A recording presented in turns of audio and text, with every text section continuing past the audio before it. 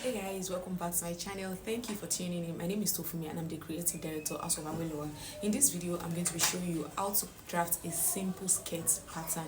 A simple and basic, like the very basic skirt pattern. And this on this channel, what I basically do is simplify tutorials, simplifying patterns. I use patterns and freehand. If you haven't subscribed to this channel, what are you doing? What are you doing? Subscribe to this channel and let's get right into the video. So when you're drafting your skirt pattern, the first thing you want to do is to make sure that you draw a straight line at the top that's going to stand and serve as our starting point. So what I just did was taking 1 inch with my tape rule, and then I'm going to join the lines together. I'm going to label that as the waistline because it's going to also serve as our waistline.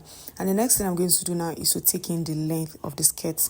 This is the full length of where I want the skirt to be. So I'm going to take in the length of the skirt. I'm working with 24 inches for this skirt. It's a short skirt. So I'm working with 24 inches. I'm going to take in the length and I'm going to join it together. After doing that, the next thing you want to take in is your waist to hip measurement. And here I'm working with 8 inches. So I'm going to take my 8 inches in on both sides. Then I'm going to mark a straight line to connect them together. That point is going to be labeled as our hip measurement. The next thing you want to do is to take in your dart, which is your nipple to nipple divided by 2. So that means that if your nipple to nipple is 8 inches rather, you divide it by 2. That makes it 4 inches each. So I'm dividing my nipple to nipple on the waistline and on the hip line because I want the dart to extend to the hip line. There's just something about extending your dart to the hip line that makes it more fitted and makes it more beautiful. So I've extended that line.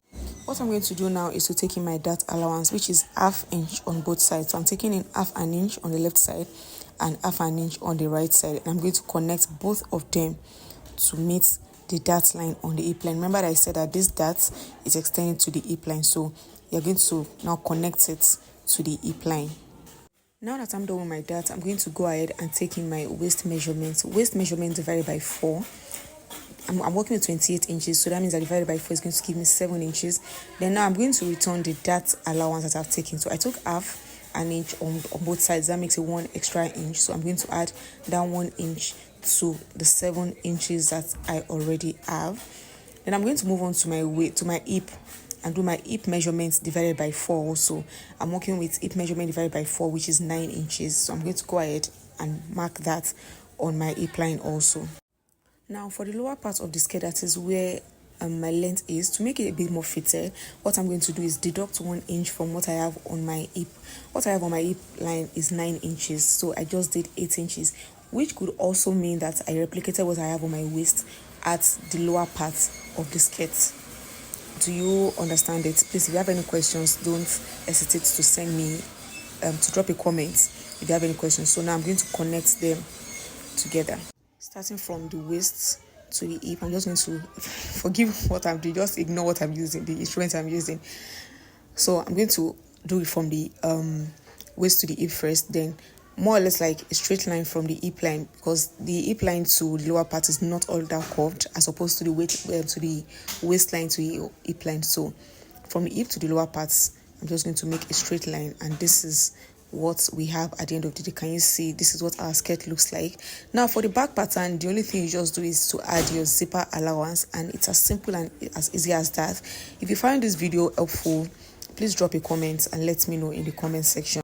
However, if you want it to be just a simple straight skirt, not too much drama, you don't want it to be fitted at the lower part, what you just simply do is replicate what you have on the hip line at the length.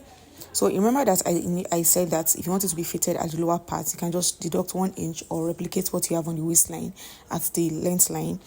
But now what I'm saying is that if you want it to be just a straight skirt, you don't want it to be fitted, just replicate what you have on the hip line at the lower part. So can you see the difference? One is fitted up, we can see pencil, and the other one is straight, just like suit skirts is fitted. So you can use this pattern for both. Fold it in if you need to sew a pencil skirt, and release it if you need to sew a straight skirt.